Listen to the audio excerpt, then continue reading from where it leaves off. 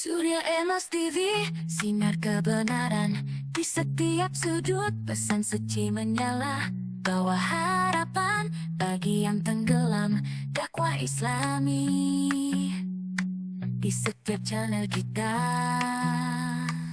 Surya Emas TV, cahaya di kegelapan, teruskan.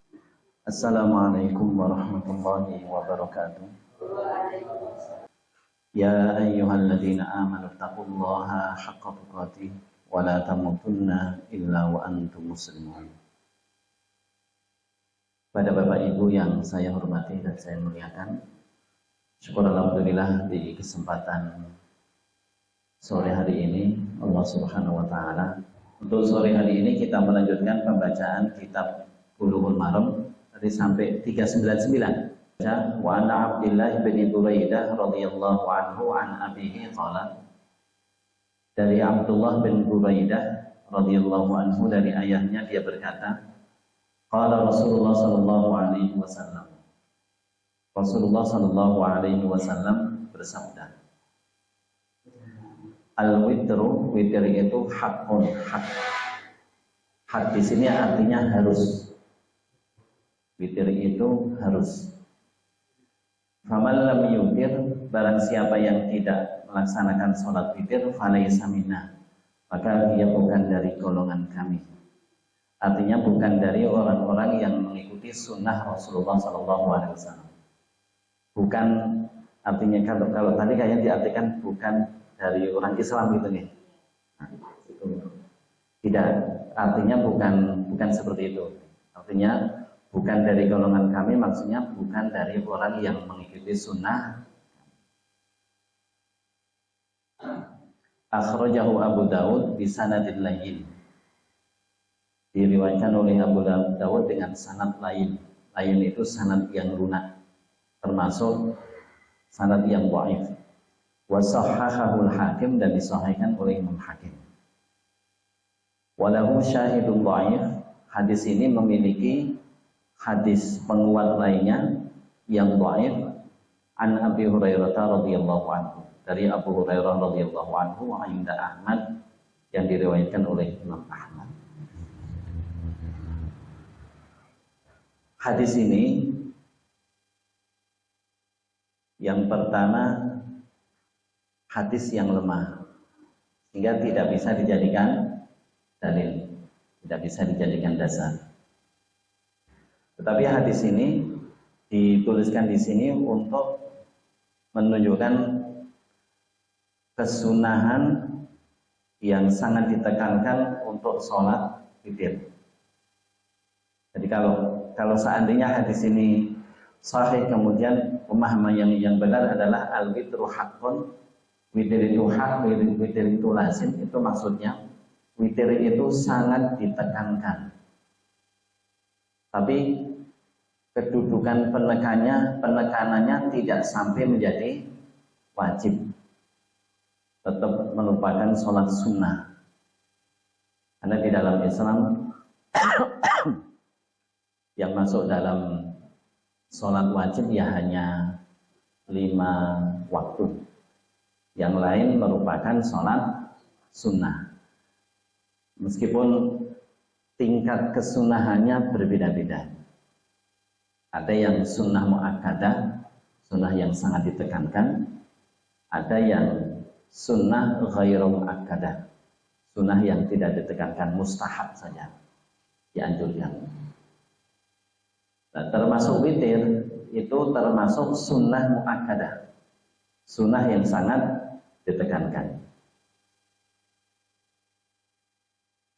Ini diantara buktinya adalah bahwa Rasulullah Sallallahu Alaihi Wasallam tidak menjaga sholat sunnah yang betul-betul beliau jaga, tidak pernah beliau lewatkan, baik ketika sedang bepergian atau tidak bepergian, kecuali 2. Yang pertama, sholat qobliyah subuh, atau biasa kita sebut dengan sholat sunnah fajar. Yang kedua adalah sholat witir. Kedua sholat ini selalu dijaga oleh Rasulullah SAW safarun wa hadharun, baik ketika sedang safar maupun tidak sedang safar. Jika kalau hadis ini difahami, pemahaman yang benar adalah witir itu sesuatu yang sangat ditekankan. Sedangkan orang yang tidak melakukan witir bagaimana? Dia tidak berdosa. Dia tidak berdosa, tetapi tidak mendapatkan pahala. Dia kehilangan kesempatan yang besar untuk mendapatkan pahala dari Allah Subhanahu wa taala. Maka Bapak Ibu, sebisa mungkin kita usahakan setiap malam itu melakukan sholat witir. Seakan sesibuk apapun, sengantuk apapun. Tapi kalau sholat nggak boleh ngantuk. Kalau sholat nggak boleh ngantuk. Jadi kita usahakan. Seandainya misalnya karena capek kemudian ketiduran tidak sempat sholat witir, maka nanti ada hadis bahwa ketika seseorang itu tertidur kemudian bangunnya subuh atau lupa sholat witir, maka dia melaksanakan sholat ketika bangun atau ingat tersebut. Jadi ada qadha untuk sholat witir. Hadis yang berikutnya, wa ana Aisyah radhiyallahu anha qalat, dari Aisyah radhiyallahu anha dia berkata, ma kana Rasulullah sallallahu alaihi wasallam yazidu fi Ramadan wala fi ghairihi. Rasulullah sallallahu alaihi wasallam tidak menambahkan di bulan Ramadan maupun di bulan yang lain ala ihda asyrata rakaatan, lebih dari 11 rakaat. Artinya Rasulullah sallallahu alaihi wasallam tidak melaksanakan sholat malam di bulan Ramadan maupun di luar bulan Ramadan lebih dari 11 rakaat. Kemudian Aisyah menjelaskan, yusalli arba'an, beliau sholat 4 rakaat. Fala tas'al an husnihinna wa tawlihinna, jangan tanyakan bagus dan lamanya. Summa yusalli arba'an, kemudian beliau salat 4 rakaat lagi. Fala tas'al an husnihinna wa tawlihinna, jangan tanyakan bagus dan lamanya. Summa yusalli thalathan, kemudian beliau salat 3 rakaat. Qalat Aisyah berkata, qultu, aku berkata, ya Rasulullah, wahai Rasulullah, atanamu qabla an tutir, apakah Anda tidur sebelum sholat witir? Qala, beliau bersabda, ya Aisyah, wahai Aisyah, inna ainayya tanamani, sesungguhnya 2 mata saya tidur, terpejam. Wala yanamu qalbi, tapi hatiku tidak tidur. Muttafaqun alaihi. Wa fi riwayatin lahuma, dalam riwayat lain yang juga diriwayatkan oleh Imam Bukhari dan Muslim, anha dari Aisyah, kana yusalli minal laili 10 raka'atin, beliau salat di malam hari 10 rakaat. Wa yutiru bisajdatin, dan witir 1 rakaat. Wa yarka'u raka'atayil fajri, dan beliau melaksanakan salat 2 rakaat salat sunnah fajar. Fatilka 13 rakaatan, itu jumlahnya 13 rakaat. Dalam hadis ini ada beberapa hukum yang penting kita ketahui. Pertama, Rasulullah biasa melaksanakan sholat malam 11 rakaat. 11 rakaat. Kalau yang kesaksian Aisyah ini baik di Ramadan maupun di luar Ramadan. Maka kemudian dari majelis tarjih, kalau sholat tarawih mengambil 11 rakaat. Dasarnya adalah ini. Meskipun kita juga memahami bahwa 11 rakaat ini bukan pembatasan. dan tidak harus 11 rakaat. Artinya kalau mau lebih ya silahkan, dalam praktek seharian kita kurang dari 11 juga silahkan. Namun kalau sholat tarawih kan seragam lah nih. Kalau sholat tarawih seragam maka kita mengambil 11 rakaat. Bagi yang ingin sholat tarawih lebih dari 11 rakaat ya silahkan. Nah, kemudian Aisyah menjelaskan bagaimana pelaksanaannya. Beliau melaksanakan 4-4-3. Kalau secara zahir 4-4-3 itu 4 rakaat sekali salam, 4 rakaat sekali salam, kemudian 3 rakaat sekali salam. Itu yang biasa kita kerjakan. Maka di majelis tarjih itu sholat tarawih boleh 4-4-3. Namun seandainya pengerjaan 2-2-2-2-3 bagaimana? Boleh juga. Kan witirnya itu dalam satu riwayat disebutkan witirnya itu secara rinci jelaskan 2 rakaat plus 1 rakaat. Itu juga boleh. Sehingga kalau menurut kita dalam melaksanakan sholat tarawih boleh 4-4-3 boleh.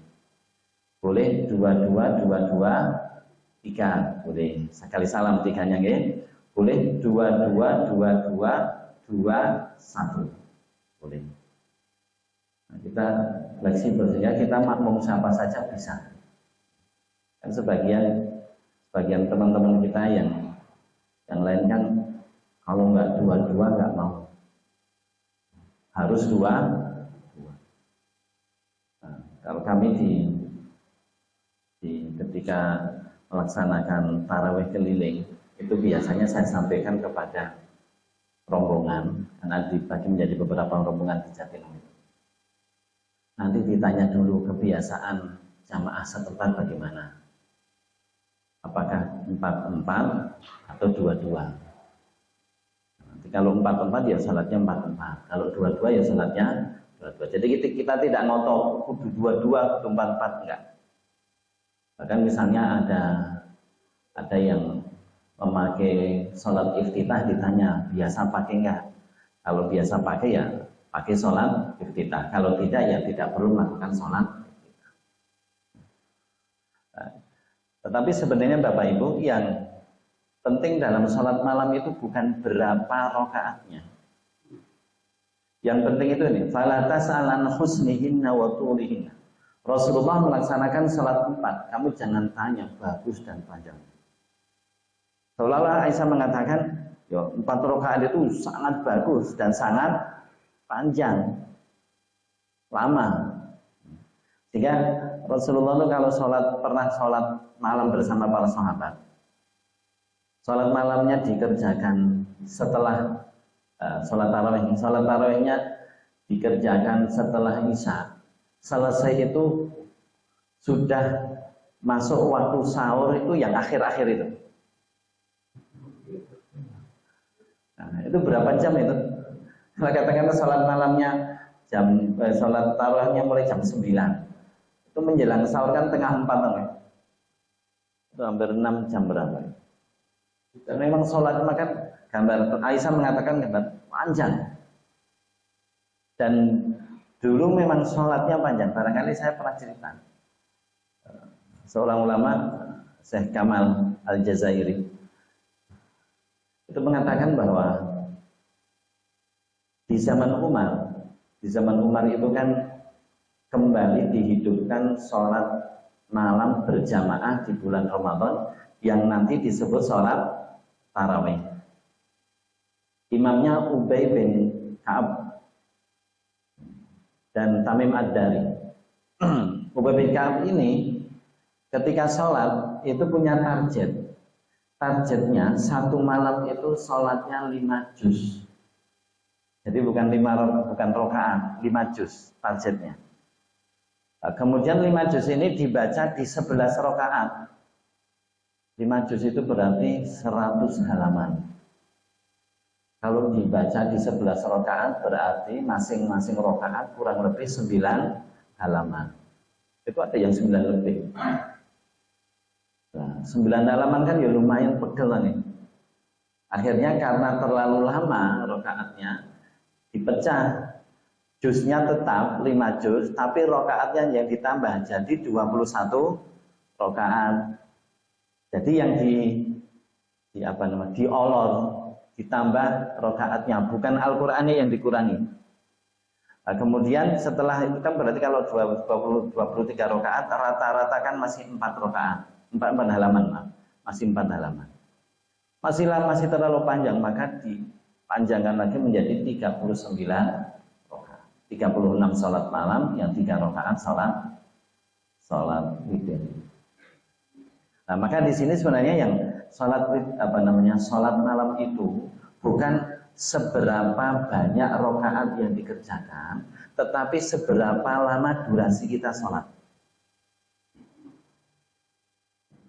Maka sebagian ulama termasuk Utsman bin Affan itu kadang-kadang sholat malam 1 rakaat 1 Al-Quran khatam. Lalu kita nggak bisa bayangin bocone piye satu Al-Quran 30 juz loh ya.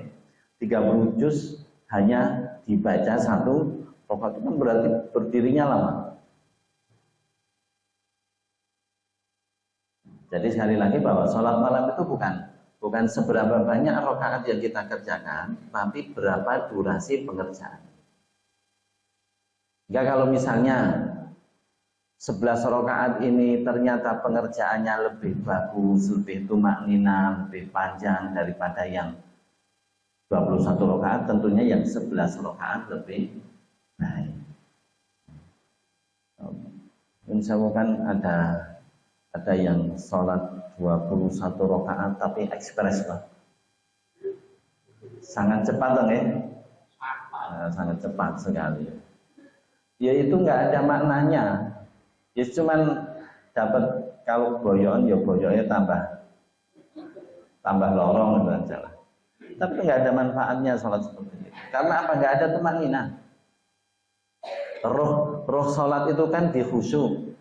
Khusyuk hati itu ditandai dengan tumakninah fisik. Otomatis. Jadi kalau hati khusyuk pasti tubuhnya juga khusyuk, tapi tidak sebaliknya. Tidak otomatis kalau tubuhnya diam tenang, hatinya khusyuk, belum tentu. Karena ada orang yang sholatnya diam nggak gerak apa-apa ngelamun tapi. Ya. Ada kan gitu? Maka kalau hati khusyuk pasti fisiknya khusyuk. Tapi kalau fisik diam itu makna, tapi belum tentu hatinya khusyuk. Apalagi kalau fisiknya gak khusyuk, pasti hatinya tidak khusyuk. Nah, termasuk tidak khusyuk, sholat kayak dikejar-kejar waktu. Kayak sholat, kayak rampung, kayak uwis, kayak, nah itu loh. Gitu ya, kadang-kadang kan gitu. Kadang-kadang kita melaksanakan seperti itu, sehingga sholat itu kurang bisa dinikmati. Nah, kembali ke sini nih, bahwa ketika Aisyah menceritakan bagaimana sholat Rasulullah, dia memberikan komentar, jangan tanya bagus dan lama. Bagus itu berarti ya khusyuk, diam, tenang, ya, tidak terganggu oleh suara. Bagus sekali dan juga panjang, lama.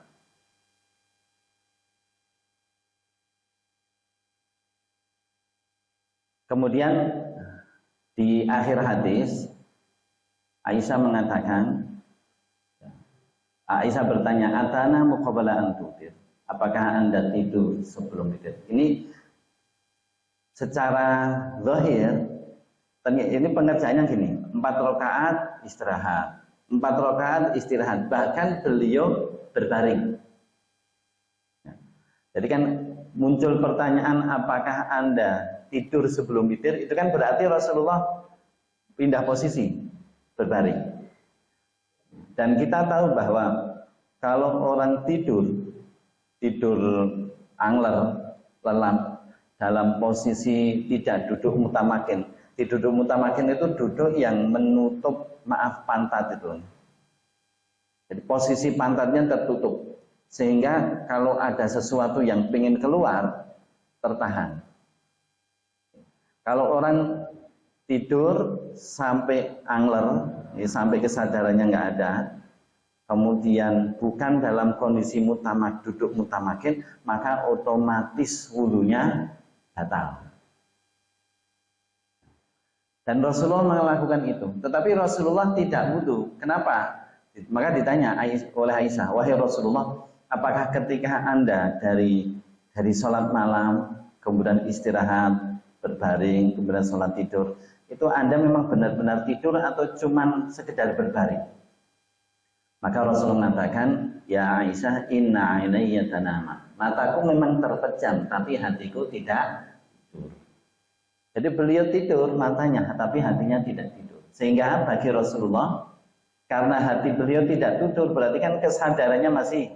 Karena kesadarannya masih, maka wudunya tidak batal. Kalau kita, otomatis batal. Kita habis sholat, kelikaran, makler sampai nggak sadar, itu berarti batal. Kalau Rasulullah kan mata beliau tidur tapi hatinya tidak. Tapi kalau kita kan mata kita tidak tidur, hati kita tidur kan? Matanya nggak tidur tapi hatinya tidur, nggak sadar. Jadi ini keistimewaan Rasulullah. Maka bapak-bapak dan ibu, kalau kita habis sholat kemudian capek, istirahat dulu, tidur. Kecuali kalau tadi duduknya duduk mutamakin. Kalau duduk mutamakin meskipun tidurnya sambil mendengkur, tapi posisinya mutamakin, itu nanti bangun sholat. Dulu para sahabat itu kadang diajak Rasulullah untuk sholat atamah. Sholat atamah itu sholat isya di akhir waktu, di akhir sepertiga malam pertama. Jadi kalau sekarang mancingnya kurang lebih jam 7, kurang seperempat nih, katakanlah itu. Sholat atamah itu nanti dikerjakan kurang lebih jam setengah 10. Tapi adzannya ya tetap pas awal waktu. Adzan awal waktu, para sahabat datang, ya, masjid nunggu Rasulullah. Rasul nggak keluar sampai keluar di akhir sepertiga malam pertama, katakanlah jam tengah 10. Nah, itu sahabat sudah pada tidur, sudah duduk sambil nunggu, sambil tidur mendengkur. Habis itu qomat, mereka langsung berdiri, langsung sholat, tidak wudu. Karena apa? Duduknya duduk mutamakin. Ya, dan ini bapak-bapak juga kalau pas sholat Jumat, dan saya pas sholat Jumat kan bawaannya ngantuk tuh, gitu nggih. Apalagi kalau pas capek, masjidnya ada AC-nya, kemudian khutbahnya dengan suara yang mendayu-dayu, kayak itu turunnya tambah angler. Kadang-kadang ngerti-ngerti kok komat khutbahnya cepet, padahal khutbahnya setengah jam. Tapi karena ditinggal tidur ya kita cepet. Ya, kalau dalam kondisi duduk mutamakin itu bisa langsung ikut sholat. Tapi kalau kondisi duduknya itu bagian pantat terbuka, entah kakinya diangkat berdirikan, berarti tidak duduk mutamakin sehingga harus.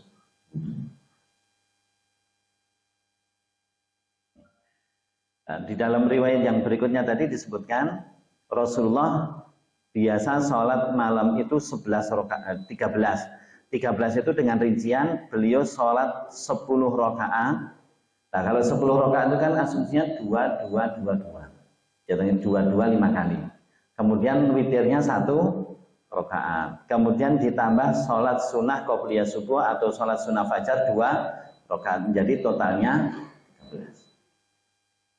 Maka sekali lagi, kalau di riwayat yang pertama itu difahami 4-4-3. Riwayat yang kedua 2 5 kali baru 1. Kemudian nanti ditambah sholat sunnah qobliyah subuh. Bisa difaham Bapak Ibu? Kita lanjutkan. Wa anha, dan darinya Aisyah radhiyallahu anha, qalat, dia mengatakan, kana Rasulullah sallallahu alaihi wasallam, Rasulullah sallallahu alaihi wasallam biasa yusalli minal laili 13 raka'atan. Beliau biasa sholat malam 13 rakaat. Yutiru min dzalika bi khamsin. Beliau sholat witir dari sholat itu beliau melaksanakan witir 5 rakaat. La yajlisu fi syai'in illa fi akhiriha. Beliau tidak duduk kecuali di rakaat terakhir, artinya duduk tasyahud. Jadi kalau ini 13 rakaat dengan asumsi, dengan penjelasan witirnya 5, berarti sholat malamnya 8 rakaat. Sholat malamnya 8 rakaat. 8 rakaat itu bagaimana? Bisa 2, 2, 2, 2 boleh. Bisa 4, 4 boleh. Kemudian kalau witirnya 5 rakaat, maka sunnahnya hanya 1 kali salam. Tapi kalau sholat witirnya 3 rakaat, boleh 1 kali salam, boleh 2 kali salam. Tapi nggak boleh satu kali salam 2 tahiyat, nggak boleh. Jadi kalau sholat witir 3 rakaat tidak ada yang tasyahud awal, tidak ada tasyahud awal. Wa anha, dan darinya radhiyallahu anha, qala dia mengatakan, min kullil laili qad autara Rasulullah sallallahu alaihi wasallam. Di setiap malam Rasulullah telah melaksanakan salat witir. Wantaha witruhu ila sahar, dan witir beliau berakhir di waktu sahur. Artinya gini, waktu malam itu kan panjang, dan waktu sholat witir itu ada diriwayatkan dari Kharijah yang di hadis yang sebelumnya, yang sebelum kita mulai tadi, ma baina sholatil isya'i ila tulul fajar. Waktu witir itu kan antara sholat isya sampai sholat fajar, panjang, dan Rasulullah telah mempraktekkan sholat witir di semua bagian malam. Beliau pernah sholat witir di awal malam, beliau pernah sholat witir di tengah malam, beliau juga sholat witir di akhir, pernah sholat witir di akhir malam. Meskipun nanti yang paling baik itu sholat witir di akhir malam. Nah, ini mengajari kepada kita Bapak Ibu bahwa bagaimana kondisi kita, sholat witir bisa disesuaikan. Oh, kita dalam kondisi sangat capek, khawatir kalau nanti tidur bablas sampai subuh, maka sempatkan sholat witir sebelum tidur, tidak masalah. Atau misalnya kita masih, kalau nanti sudah batal setelah sholat isya batal, itu mau wudhu itu males, bawaannya males, maka sholat witir dengan wudhu yang dipakai untuk sholat isya. Jadi sholat isya selesai, wiridan, kemudian sholat ba'diyah, sholat ba'diyah isya, habis itu disambung dengan sholat witir, boleh, nggak apa-apa. Oh, saya kondisinya semangat, senang kalau sholat di akhir malam, nanti sholatnya di akhir. Jadi, sehingga ini satu kesempatan yang sangat longgar. Ya, bisa dikatakan gini, sebenarnya tidak ada alasan untuk tidak sholat witir kecuali apa? Malas. Ya tadi, nggak ada alasan untuk tidak sholat witir kecuali malas. Karena apa? Minimal 1 rakaat kan berat atau ringan? Ringan. Waktunya longgar. Kalau nggak malas berarti sebenarnya nggak ada alasan yang lain. Sesibuk apa sih kita sampai sholat 1 rakaat aja nggak sempat? Oh, secapek apa sih kita sampai sholat 1 rakaat saja tidak sempat? Maka bisa dikatakan bahwa tidak ada alasan untuk tidak sholat witir, dan sebenarnya juga tidak ada alasan untuk tidak sholat malam kecuali sholat malam kan cuma 2 rakaat, minimal 2 rakaat, boleh di awal waktu, boleh di akhir. Maka tadi kembali ke tadi hadis yang meskipun lemah tapi kita pahami hadis yang menganjurkan, sangat menganjurkan witir. Al witru haqqun, witir itu lazim, harus. Itu maksudnya sebisa mungkin witir dikerjakan. Ini kalau kita bapak ibu yang ini mayoritas sampun sepuh sedaya, bukan mayoritas, semuanya pun sepuh gini. Di atas 60 semua ini.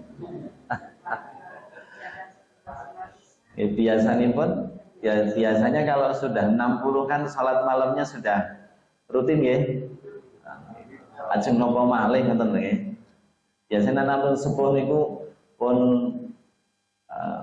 sare mengke jam kalih tengah 3 wungu ta nggih. Niku nak badhe sare angel nggih Pak. Turine ceritanipun tiyang sepuh ngoten kula dereng nate ngrasake.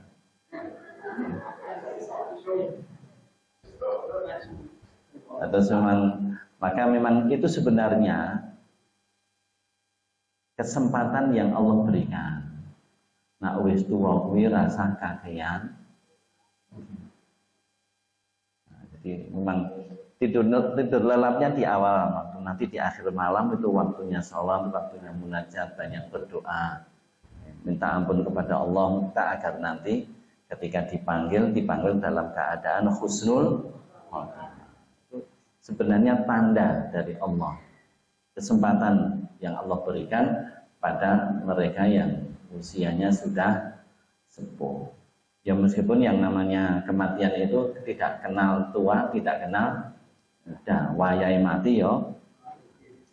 Nggih pripun Bu enten ingkang panglet?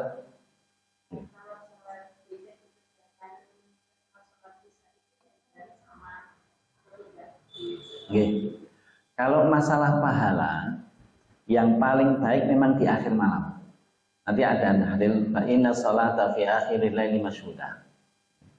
Jadi kalau kita menimbang masalah pahala di akhir malam lebih besar pahalanya daripada awal malam. Hanya saja kan tadi kita gini, melihat situasi dan kondisi. Kalau dalam keadaan semangat lebih baik diakhirkan di akhir malam. Tapi kalau pengen di akhir malam bablas terus. Bablasnya tangan pun pas adzan ngoten lho. Berarti kan kehilangan terus niku. Nah, kalau seperti itu lebih baik dikerjakan sebelum tidur atau setelah isya. Monggo. Kemudian yang terkait dengan sholat itu tidak mutlak untuk sholat akhir. Oke. Ya, ketika zikir sudah dilakukan sholat itu sholat dilakukan. Bisa. Oke. Jadi gini, sunnahnya gini. Kalau sholat witir itu dikerjakan beriringan dengan sholat malam, maka sholat witir diletakkan di akhir, itu sunnahnya. Tapi melakukan sholat malam dan witir secara beriringan itu bukan wajib, tidak wajib. Artinya kalau misalnya seseorang itu kan yang paling disunahkan kan witir lah ya. Nah, saya sholat witir dulu. Nanti kalau malam bangun, ya sholat malam seberapapun yang ingin dikerjakan. Itu boleh. Dan nanti tidak perlu sholat witir. Meskipun nanti akan ada riwayat dari Ibnu Umar. Dan kalau dari riwayat dari Ibnu Umar itu gini. Kalau sebelum tidur sudah sholat witir, maka nanti setelah bangun dan mau sholat malam, sholat ganjil entah 1 rakaat atau 3 rakaat, tapi niatnya menggenapi sholat yang sebelum tidur. Setelah itu baru sholat malam, nanti ditutup dengan witir. Memang ada sebagian ulama yang menyarankan seperti itu. Tapi yang diambil oleh majelis tarjih, kalau sudah sholat witir sebelum tidur dan malamnya bangun untuk sholat malam, maka tidak perlu melaksanakan sholat witir. Kita yang mengambil yang pendapat yang. Jadi sekali lagi bahwa witir dan sholat malam itu tidak wajib beriringan. Dan tapi kalau dikerjakan secara beriringan, sunnahnya sholat malam dulu baru sholat witir. Ketika kita sholat Ramadan,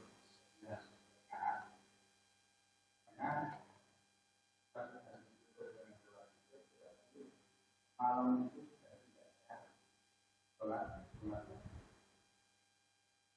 Oke, kalau yang saya yakini, di awal tadi kan sholat malam itu jumlahnya kan tidak terbatas, ya. Hanya memang 11 rakaat itu yang dalam riwayat Aisyah yang lebih sering. Tapi kan tidak setiap malam Aisyah itu menyaksikan sholat Rasul, tidak setiap malam, karena beliau bermalamnya kan bergiliran. Dan ada pula riwayat yang menyebutkan beliau sholat kurang dari 11, ada yang menyebutkan lebih. Jadi gini, kalau seseorang sudah melaksanakan sholat taraweh di bulan Ramadan bersama imam di masjid, kemudian dia bangun, kemudian pengen sholat malam, boleh, secara hukum boleh-boleh saja. Tidak ada larangan. Yang apa namanya, sholat-sholat yang dia kerjakan tidak ada larangan. Hanya saja kalau dia sudah sholat bersama imam sampai selesai, itu pahalanya seperti pahala satu malam. Jadi kalau orang itu sholat tarawih bersama imam sampai imamnya selesai, jadi bukan ninggal imam, artinya witirnya juga ikut bersama. Nah, maka pahalanya seperti sholat semalam suntuk secara pahala. Ya, tapi tadi misalnya pengen sholat juga nggak apa-apa. Tapi kalau diisi dengan ibadah yang lain juga tidak apa-apa. Gitu nggih.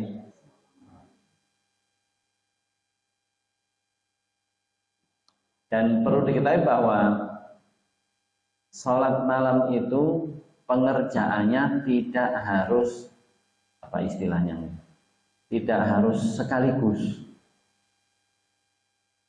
Misalnya jam 8 sholat dulu 2 rakaat, terus ngantuk tidur, jam 11 ngelilir, kemudian ke kamar mandi, wudu sekalian, tambah 2 rakaat, 4, nanti jam 2 ngelilir lagi, tambah 2 rakaat, tidur lagi, jam 4 ngelilir, kok ngelilir ya. Misalnya itu boleh. Jadi tidak harus dalam satu waktu, yang penting dalam satu malam. Nah, nanti tinggal dihitung, tadi jam 8 sudah, jam 11 sudah, jam 2 sudah, itu 6 rakaat. Tinggal kalau pengen 11 rakaat, tinggal genapi kurang 5 rakaat. Itu seperti misalnya kita sholat duha, jam 7 sholat 2 rakaat, jam 9 2 rakaat, nanti jam 10 2 rakaat. Kan ada riwayat yang 2, 4, 8 tuh, nah, misalnya pengen sholat 8 rakaat, tidak harus dalam satu waktu, yang penting masih di waktu duha.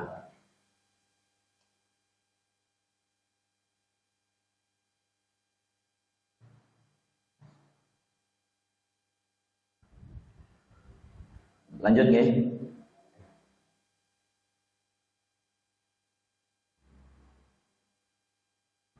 Wa an Abdullah bin Amr bin al-As radhiyallahu anhuma, dari Abdullah bin Amr bin As radhiyallahu anhuma, qala, dia mengatakan, qala li Rasulullah sallallahu alaihi wasallam, Rasulullah sallallahu alaihi wasallam bersabda kepadaku, ya Abdullah, wahai Abdullah, la takun mithla fulanin, jangan menjadi seperti si fulan, kana yaqumu minal laili, dia dulu biasa sholat malam. Dia dulu bangun malam, artinya biasa sholat malam. Fataraka qiyamal lail, lalu dia meninggalkan sholat malam.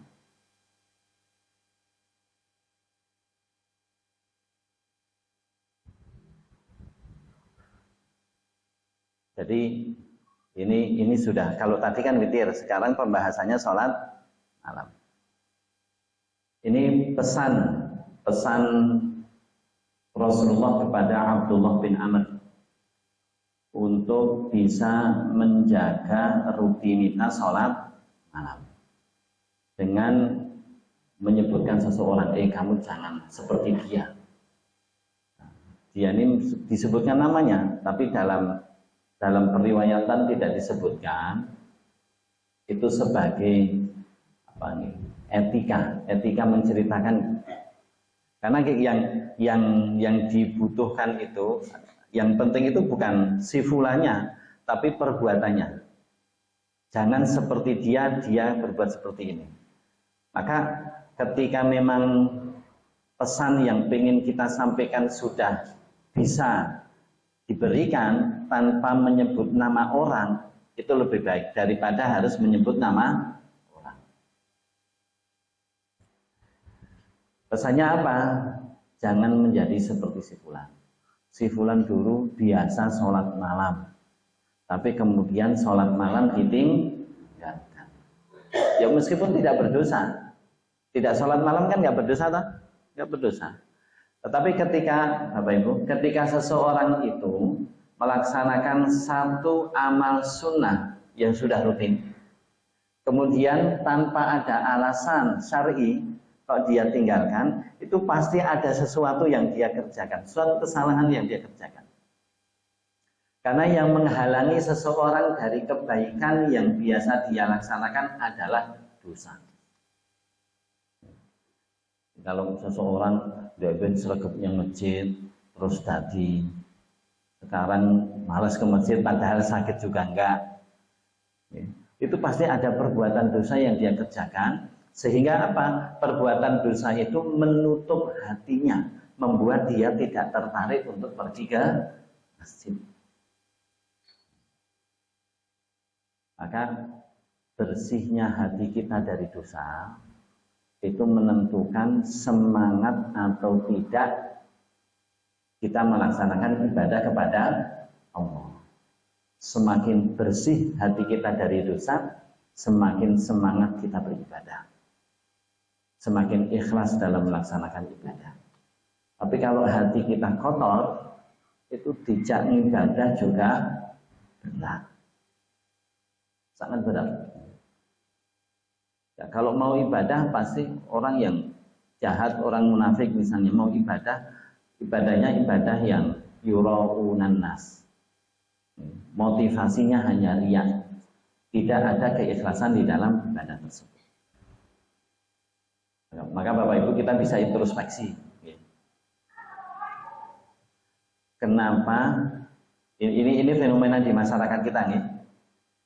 Kenapa orang itu, banyak orang yang ke masjid di bulan Ramadan, setelah itu libur setelah itu libur berapa bulan? 11 bulan. Banyak tuh yang model gitu kan? Adalah nih. Itu perlu dilihat dari keikhlasannya. Keikhlasannya apa? Riya itu kan kadang-kadang riya itu yang paling berbahaya itu riya tanpa sadar. Yang masjid lah, tonggoku banyak masjid, toh aku nak yang masjid ya isin. Nah itu udah masalah itu. Berarti dia ke masjidnya bukan karena Allah, tapi karena. Jadi kalau motivasinya seperti itu, kemudian Ramadan selesai, ke masjidnya selesai ya wajar. Tapi kita tidak mengatakan berarti perlunya masjid, bukan gitu loh, nggih. Tidak. Kita tidak mengatakan usnanu rasanya muji sisan, tidak. Kita tidak mengatakan seperti itu. Hanya kita bisa introspeksi. Semangat ibadah atau motivasi ibadah yang keliru itu akan mempengaruhi determinasi kita, ketahanan kita dalam ibadah. Kalau semangat kita keliru, motivasi kita keliru, itu ketahanan untuk beribadah juga kurang. Tapi kalau motivasi ibadah kita benar karena Allah, semakin banyak ibadah, semakin kuat, semakin tahan. Bisa dimengerti? Orang sodakohnya ikhlas karena Allah. Dia semakin banyak sodakoh, malah semakin bersemangat. Tapi kalau orang itu sodakoh karena ganti anggap lumo, ganti anggap peduli. Ya, itu nanti kalau nggak ada motivasi dianggap ya udah hilang, karena semangatnya hilang. Maka hadis ini kalau berkaitan dengan masalah tazkiyatun nafas, pembersihan jiwa, itu memotivasi kita untuk melaksanakan ibadah secara rutin. Ya memang ada godaan, ketika kita melaksanakan sholat sunnah yang ingin kita telateni, itu ada godaan, kadang berat, kadang malas, kadang itu sibuk. Nah, dalam kondisi seperti itu, maka tetap dilaksanakan, lama-lama nanti menjadi dalam tanda petik menjadi habit kita, menjadi kebiasaan. Kalau sudah jadi kebiasaan, kita itu merasa kurang kalau tidak melaksanakan. Itu hadis ini terkait masalah tazkiyatun nafas. Kemudian kalau masalah hukumnya di sini berarti sholat malam itu tidak wajib. Ya, karena di sini hanya jangan menjadi syuhulan. Rasulullah Shallallahu Alaihi Wasallam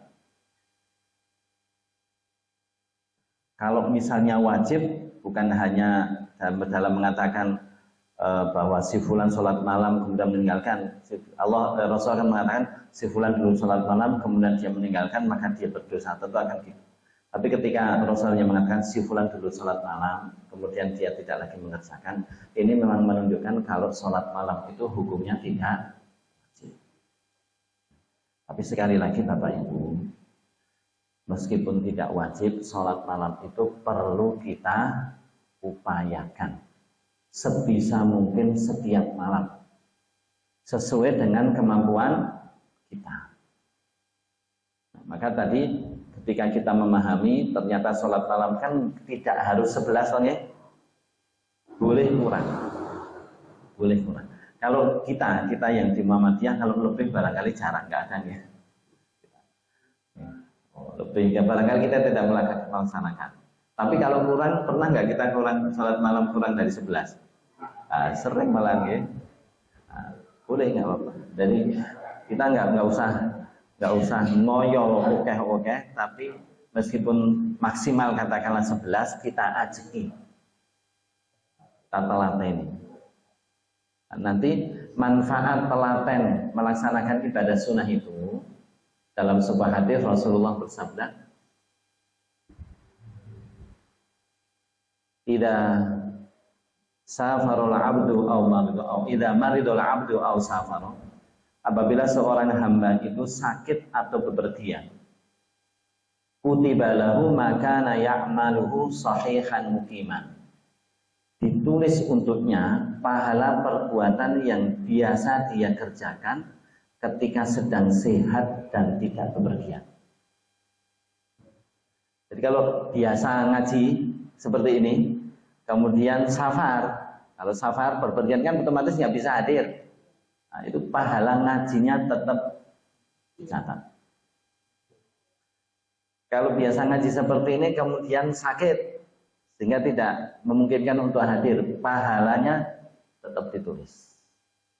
Kita biasa sholat jamaah di masjid, ya, kemudian sakit tidak memungkinkan ke masjid, pahala sholat jamaahnya dapat. Tapi bukan sakit-sakitan loh, bukan sakit pura-pura loh ya. Memang benar-benar sakit kemudian memang tidak bisa ke masjid dan semacamnya. Jadi kebaikan-kebaikan yang biasa kita kerjakan ketika sedang sehat, ketika sedang tidak safar, kemudian kita terhalang untuk mengerjakannya, maka karena sakit atau karena safar, maka pahalanya tetap dicatat oleh Allah SWT. Sampai sini nggih materinya nggih. Untuk hadisnya kita baca berapa hadis tadi? 1, 2, 3, 4, 5. 5 atau 4? Nanti biar dilanjutkan. Insya Allah kalau yang 2 pekan lagi Pak Fathur sudah hadir. Nanti kembali ke Pak Fathur Rahman. Itu biasanya macam-macam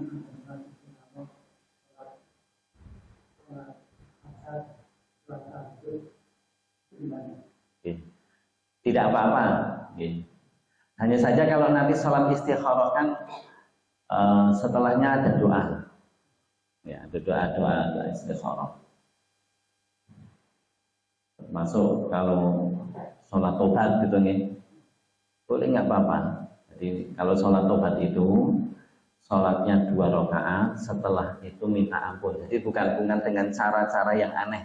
Kalau ada hadis sholat tobat caranya di luar seperti kebiasaan, harus zikir sekian itu tidak sahih.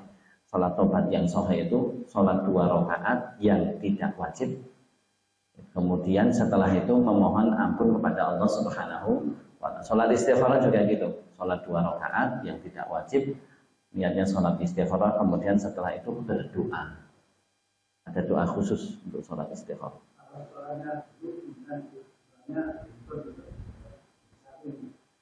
Kalau untuk istikharah yang saya tahu itu hadisnya 2 rakaat kemudian doa. Boleh dikerjakan di malam hari, boleh dikerjakan di siang hari.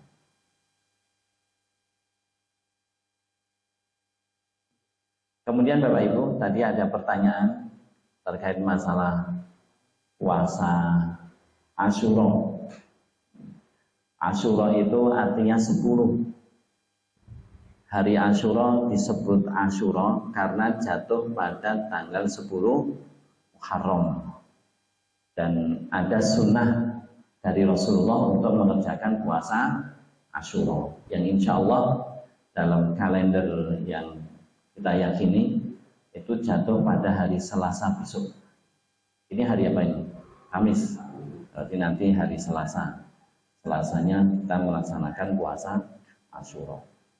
Pahalanya sebagaimana disebutkan ketika Rasulullah ditanya tentang puasa Asyura, beliau mengatakan yukafirus sanatal madiyah, menghapuskan dosa 1 tahun yang lalu. Kemudian puasa Asyura ini ada beberapa pelaksanaan. Yang disebut Asyura ya puasa tanggal 10-nya. Tapi kita bisa menambahkan puasa Tasu'a. Tasu'a itu 9. Tasu'a itu 9. Tasu'a otomatis kita boleh juga puasa tanggal 9 dan 10. Puasa tanggal 9 dan 10. Puasa Tasu'a itu puasa yang sudah diniatkan Rasulullah di akhir di tahun Rasulullah wafat itu kan tahun 11 nih, 11 Hijriah. Itu beliau diberitahu kalau orang-orang Yahudi masih puasa tanggal 10. Maka beliau kemudian berazam, kalau tahun depan saya masih hidup, saya akan puasa tanggal 9. Artinya 9 dan 10 karena Asyuranya 10. Jadi bukan dipindah, bukan 10-nya dipindah tanggal 9, bukan. Kalau puasa tanggal 9 berarti sama tanggal 10. Karena puasa tanggal 9-nya ini untuk bedani. Yaitu untuk membedani biar tidak sama dengan orang-orang itu puasa tanggal 9 10. Ada juga yang dalam hadis menyebutkan 10-9, 10-11. Ya, 10-11 itu berarti disebut uhada asyara, tanggal 11. Dan ini juga ada riwayatnya. Jadi saya lupa apakah riwayatnya sahih atau dhaif. Bahkan kalau Ibnul Qayyim itu menambahkan 1 boleh 9, 10, 11. Tapi kalau yang saya tahu yang dikuatkan oleh majelis tarjih boleh tanggal 9, 10 atau tanggal 10 atau 10, 11. Jadi 3. Niatnya kalau Asyuranya tanggal 10 itu niat. Kalau tanggal 9 ya puasa Tasu'a. Puasa tanggal 9. Itu agar berbeda dengan Yahudi. Dan sebagian orang mengatakan puasa itu namanya sunnah hamiyah. Sunnah hamiyah itu sunnah yang baru diinginkan, diniatkan. Tapi kalau saya tidak mengatakan sunnah hamiyah, karena sunnah hamiyah itu dalam ilmu mustalah hadis nggak ada. Itu ya sunnah qauliyah, sudah diucapkan Rasulullah.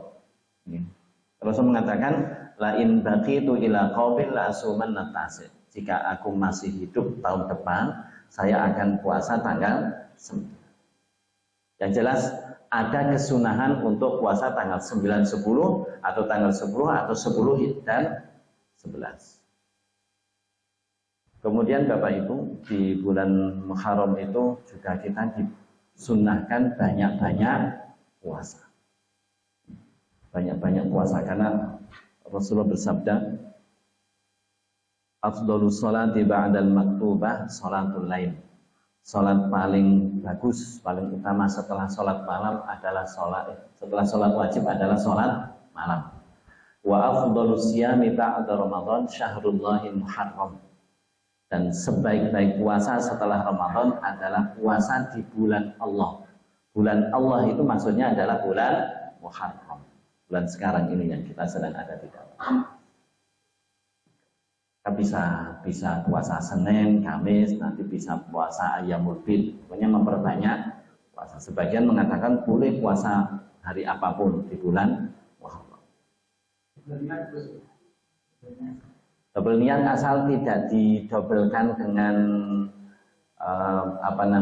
puasa wajib nggak apa-apa. Ya, yes. Otomatis kan kalau Senin boleh. Jadi karena puasa hari Senin itu memang yang penting Senin puasa. Jadi bukan karena harinya. Hari Senin itu kenapa puasa? Karena pada waktu itu amal dilaporkan. Sehingga Rasulullah pengen agar ketika amal dilaporkan itu yang ditulis terakhir adalah puasa. Jadi nggak apa-apa puasa double niat dengan dijatuhkan, dilaksanakan pada hari Senin dan Kamis. Tapi Senin Kamis itu juga bukan paket loh ya. Kalau puasa Senin ya berarti Kamisnya kudu puasa. Enggak. Boleh Senin saja, boleh Kamis saja. Afdolnya dua. Kadang-kadang ada orang yang berat, kalau nggak puasa Senin kok Kamis nggak ada puasa. Akhirnya nggak puasa kabeh. Boleh satu puasa, satu tidak. Cuman puasa Senin Kamis ini kan alasannya sama. Pada waktu hari Senin dan Kamis itu amal-amal dilaporkan kepada Allah Subhanahu wa Ta'ala. Itu laporan tengah pekanan. Cukup Bapak Ibu untuk sore hari ini. Aku qouli hadza astaghfirullah li wa lakum wa lisairil muslimina innahu huwal ghafurur rahim. Assalamualaikum warahmatullahi wabarakatuh. Mas TV, cahaya di kegelapan, teruskanlah bersinar di ruang digital yang